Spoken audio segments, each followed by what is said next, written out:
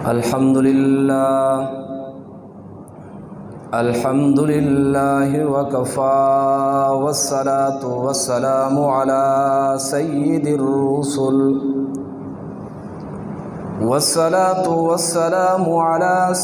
الرسل وخاتم الأنبياء.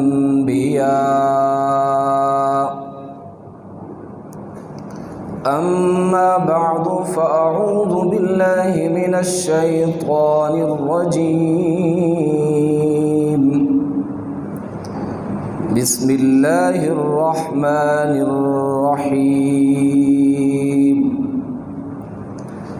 يا أيها الذين آمنوا اتقوا الله وقولوا قولا سديدا.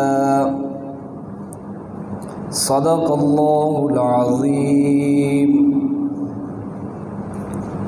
سارے حضرات درود شریف پڑھ.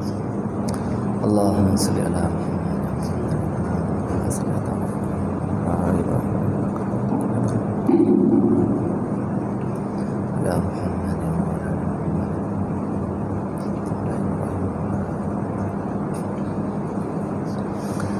میرے انتہائی قابل احترام دوستو، بزرگوں، عزیز ساتھیوں،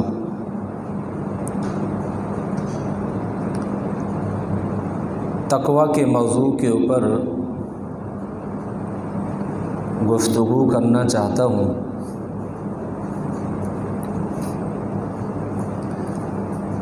تقوی کا لفظ یہ عربی زبان کا ہے. لغت کے اندر تقوی کا معنی ہوتا ہے پرہیزگاری، بچنا، لحاظ کرنا. اصطلاح شریعت کے اندر تقوی ایک دل کی کیفیت کا نام ہے، یعنی اللہ تعالیٰ کی عظمت کے اوپر معمور، جنت اور جہنم کا مناظر اس کی آنکھوں کے سامنے ہوں، اللہ تعالیٰ کی محبت دل کے اندر، رب کی نافرمانی سے دل کے اندر شدید نفرت پیدا ہو جائے تو اس کا نام تقوی ہے. گویا کہ یوں سمجھیے تقوی ایک احساس کا نام ہے، یعنی انسان کے دل کے اندر جس طرح ہر طرف شیطانی راستوں کے اوپر کانٹے بچھے ہوئے ہیں، اس شیطانی راستے کو چھوڑ کر اللہ تعالیٰ کی سچی محبت والا راستہ اختیار کر کے انسان اس کے اوپر زندگی گزارنا شروع کر دے تو فرمایا اس چیز کا نام تقوی ہے. حدیث پاک کے اندر آتا ہے، حضرت امیر المؤمنین حضرت عمر رضی اللہ تعالی عنہ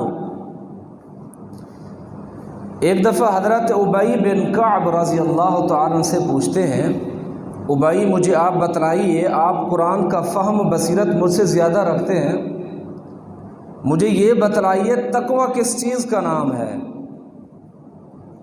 تو حضرت ابی بن کعب رضی اللہ تعالی عنہ فرماتے ہیں، اے امیر المؤمنین، کیا آپ کا گزر ایسی جگہ سے ہوا ہے جہاں پہ خاردار جھاڑیاں ہوتی ہیں؟ تو امیر المؤمنین حضرت عمر رضی اللہ تعالی عنہ نے فرمایا، ہاں ضرور ہوا ہے، بلکہ بہت زیادہ ہوا ہے. تو فرمایا، اے عمر، وہاں جب آپ گزرتے تو کیسے گزرتے تھے؟ آپ کی حالت کنڈیشن کیسی ہوتی تھی؟ تو حضرت عمر رضی اللہ تعالیٰ نے وہی سچویشن اور صورتحال بتلائی کہ جب میں ان خاردار جھاڑیوں سے گزرتا ہوں، پورے دامن کو سمیٹ لیتا ہوں، دائیں دیکھتا ہوں، بائیں دیکھتا ہوں، اوپر دیکھتا ہوں، نیچے دیکھتا ہوں، یعنی میں پورے دامن کو سمیٹ کر ان جھاڑیوں سے آگے گزر جاتا ہوں.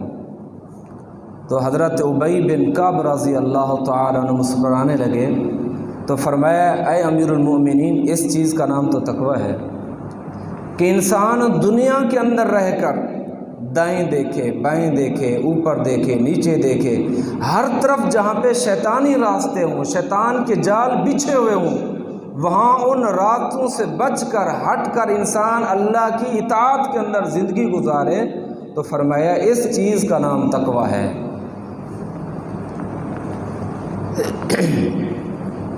انسان کی زندگی کے ہر راستے پر، ہر موڑ پر شیطان نے کانٹے بچھائے ہوئے ہیں۔ اس شیطان لعین نے مالک کائنات، رحمت کائنات، خالق کائنات کو چیلنج کر رکھا ہے۔ جیسے قرآن مقدس کے اندر آتا ہے لَأَقْعُدَنَّ لَهُمْ صِرَاطَكَ الْمُسْتَقِيمَ، وہ قسم اٹھا کر کہتا ہے اے اللہ میں تیرے بندوں کو ہر راستے سے روکوں گا، ان لوگوں کے سامنے میں آگے بھی آؤں گا پیچھے بھی آؤں گا، دائیں طرف حملہ کروں گا بائیں طرف حملہ کروں گا، میری ہر ممکن کوشش ہوگی تیرے بندوں کو صحیح راستے سے ہٹا کر، صراط مستقیم سے ہٹا کر گمراہی والے راستے کے اوپر ان لوگوں کو چلاؤں گا۔ تو شیطان کی تو ہر ممکن کوشش ہوتی ہے کہ انسان کو صحیح راستے سے ہٹا کر گمراہی والے راستے پر چلائے۔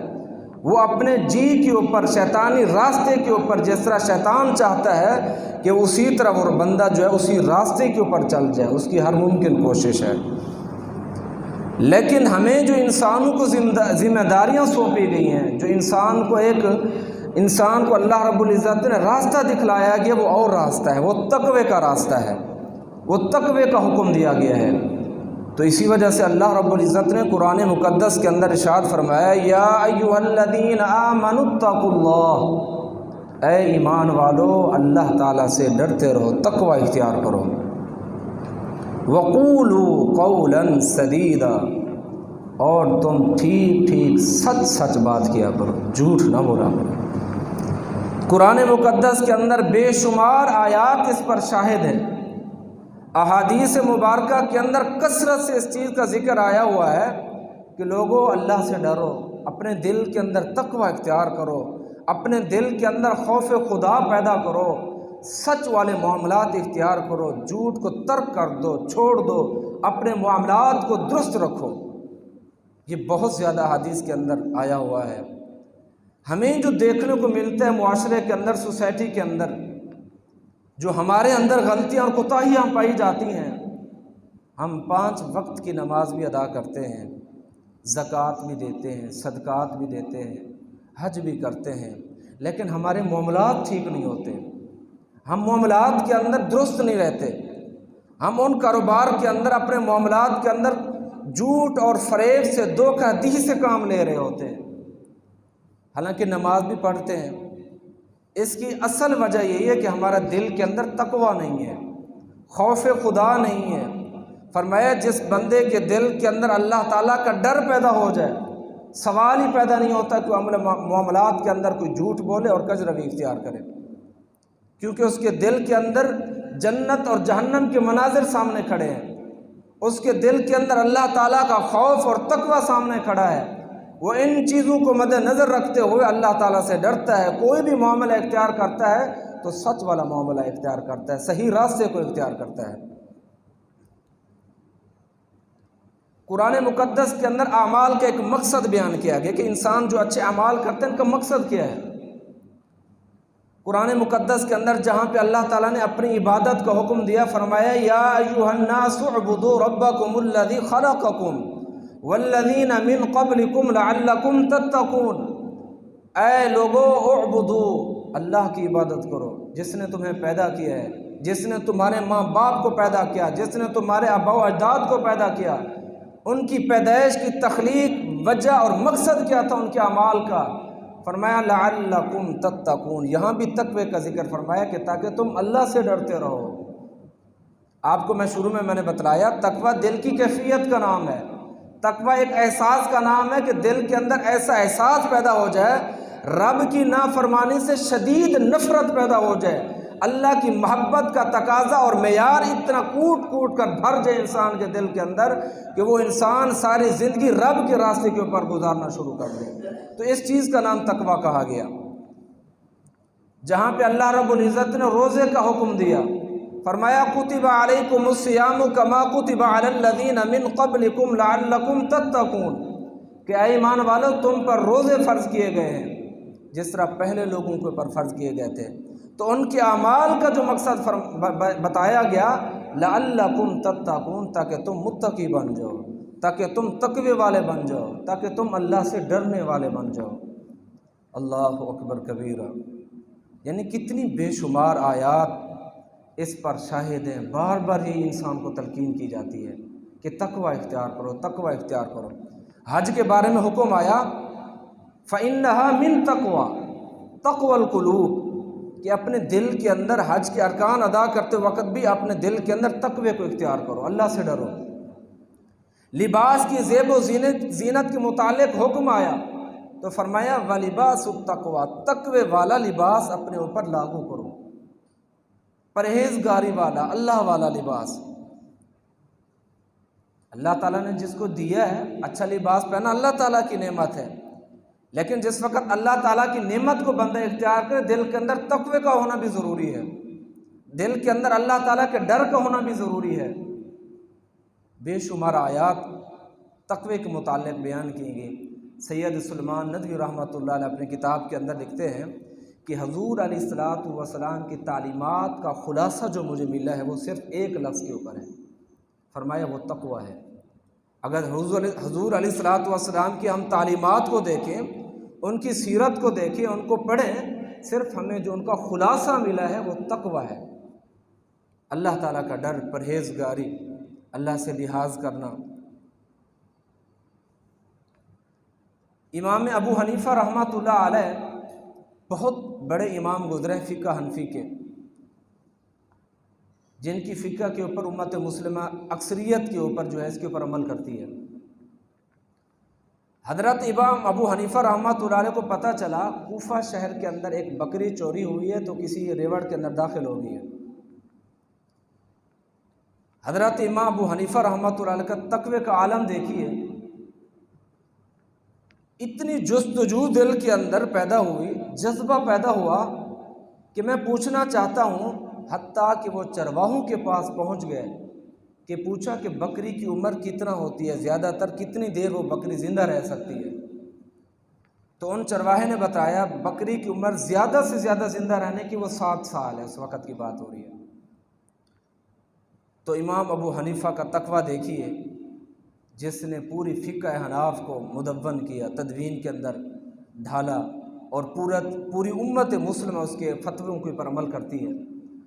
فرماتے ہیں کہ 7 سال تک حضرت ابو حنیفہ رحمۃ اللہ علیہ نے اس بکری کا گوشت نہیں کھایا، کہیں وہ حرام کی بکری کسی ریوڑ کے اندر، کسی گوشت کے اندر نہ آ جائے، میرے اندر کوئی حرام کا لقمہ نہ چلا جائے۔ ان کے تقوی کا عالم دیکھیے، کتنی وہ پرہیزگار انسان تھے۔ حضرت امام احمد بن حنبل رحمۃ اللہ علیہ کا واقعہ بھی آتا ہے، جو بہت بڑے امام گزرے ہیں، جن کی فقہ حنبلی ہے، نیک صالح انسان، بہت بڑے امام گزرے۔ تو ان کا جو بیٹا تھا، ان کا نام تھا صالح، وہ اصفہان کا قاضی مقرر ہوا، جج مقرر ہوا، 1 سال تک وہاں پہ جج رہا۔ تو خادم جب امام احمد بن حنبل رحمۃ اللہ علیہ کے لیے کھانا تیار کر رہا تھا، آٹا گوندھ رہا تھا، انہیں خمیر کی ضرورت پڑی، تو ان کے بیٹے کے گھر چلا گیا، خمیر لے آیا۔ جب کھانا تیار ہو گیا، روٹی سامنے پیش کی حضرت احمد بن حنبل رحمۃ اللہ علیہ کو، تو امام صاحب نے پوچھا یہ کھانا کہاں سے لائے ہو، خمیر کہاں سے لائے ہو؟ تو انہوں نے بتایا آپ کے بیٹے کے گھر سے لایا ہوں۔ تو فرمایا میں احمد بن حنبل اپنے بیٹے کا گھر کا کھانا پسند نہیں کرتا، حکومتی ملازمت کی وجہ سے، جج ہونے کی حیثیت سے مجھے خطرہ لاحق ہوتا ہے۔ یہ ایک تقوی کا عالم تھا، اندیشہ تھا ان کو، مجھے خوف محسوس ہوتا ہے کہ کہیں کرپشن کا پیسہ نہ ان کے پاس، مجھے خوف محسوس ہوتا ہے کہ رشوت کا پیسہ ان کے پاس نہ آیا ہو، تو میں احمد بن حنبل اپنے بیٹے کا گھر کا کھانا پسند نہیں کرتا، خمیر لے جائے۔ تو خادم نے پوچھا حضرت بتائیں اب میں اس کو خمیر کو کیا کروں؟ حضرت امام احمد بن حنبل رحمۃ اللہ نے بتلایا اگر کوئی آپ کے پاس سائل ہے، مانگنے والا ہے، انہیں دے دیں، لیکن ایک شرط رکھیں، انہیں بتا دیں سائل کی مانگنے سے بتا دیں یہ خمیر جو ہے یہ احمد بن حنبل رحمۃ اللہ علیہ کے بیٹے کا ہے، آٹا جو ہے وہ احمد کا ہے، اگر وہ لینا چاہیں تو دے دیں۔ وہ خادم فرماتے ہیں کہ 40 دن گزر گئے، کوئی سائل مانگنے والا نہیں آیا اس خمیر کو، روٹی کو۔ تو وہ خادم نے خود لکھا کہ میں وہی خمیر اور روٹی جو ہے دریا دجلہ کے اندر پھینک کر آیا تاکہ مچھلیاں کھا جائیں۔ جب امام احمد بن حنبل رحمۃ اللہ علیہ کو پتہ چلا کہ وہی خمیر دریا دجلہ کے اندر مچھلیاں کھا گئے ہیں، امام احمد بن حنبل رحمۃ اللہ علیہ نے دریا دجلہ کی مچھلیاں کبھی نہیں کھائیں۔ پھر دیکھیں حلال کھانے کا اتنی پرہیزگار انسان، یعنی اللہ رب العزت نے تقوی کا حکم دے انسان کو، فرمایا یا ایھا الذین آمنوا اتقوا اللہ حق تقاتہ ولا تموتن الا وانتم مسلمون، اے ایمان والو اللہ سے ڈرو، تقوی اختیار کرو، تمہاری موت ہے تو سلامتی کے اوپر موت ہے۔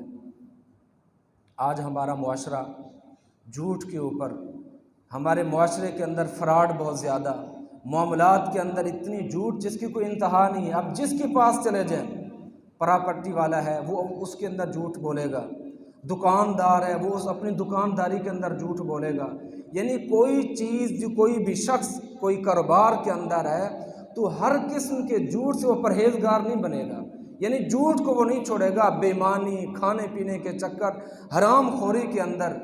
اس وجہ سے برکت جب اٹھ جاتی ہے تو معاملات یہی ہوتے ہیں کہ ہمارے معاملات ٹھیک نہیں ہوتے۔ ہم نمازیں پڑھتے رہیں، سب کچھ کریں، عبادات کریں، تسبیحات پکڑیں، لیکن ہمارے معاملات درست نہ ہوں تو ایسی عبادات کا فائدہ نہیں، ایسی تسبیحات کا پھر فائدہ نہیں ہوتا۔ رب کو راضی کرنے کا واحد ذریعہ یہ ہے کہ دل کے اندر، ہمارے دل کے اندر تقویٰ ہو، اللہ تعالیٰ کا خوف ہو، اللہ تعالیٰ کا ڈر پیدا ہو جائے تو رب تعالیٰ راضی بھی ہو جاتے ہیں۔ اللہ تعالیٰ سے دعا ہے کہ اللہ تعالیٰ ہمیں حلال کھانے کی توفیق عطا فرمائے اور دل کے اندر خوف خدا اور تقویٰ پیدا کرنے کی توفیق عطا فرمائے۔ وآخر دعوانا ان الحمد للہ رب العالمین۔